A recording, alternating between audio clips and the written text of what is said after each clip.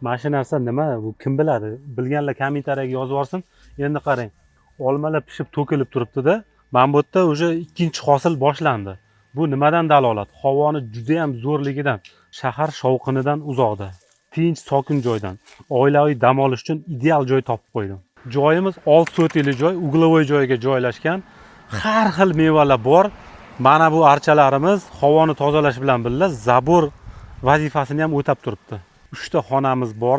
Oyoq taglari yog'ochdan pol qilingan, xonalari katta-katta.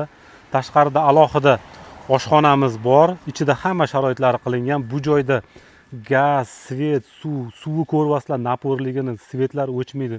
Ikkitalab hojatxona qilingan. Dushlari bor. Tashqari dush, ichkari dushlar qilingan.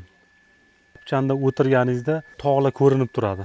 Огородimizda hamma meva topiladi. Yong'oq,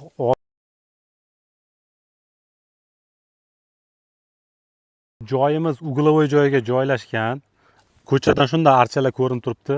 Eng qizig'i bu yoqda uyimizdan gabrazniy bo'lib ikkita tomonda latok bor. Latoklarda suv oqib turadi. Mana bu asfaltimiz. Katta yo'ldan kirib kelguncha mana shu asfalt. Hech qanaqa yomon noqulay yo'l yo'q. Faqat mana shu tekis asfalt bilan kirib kelamiz. Atrofimiz aylanasiga qat'iy qarasangiz tog' ko'rinadi. Ushbu chiroyli dachamizning narxi 85 ming dollar belgilangan, kami bor.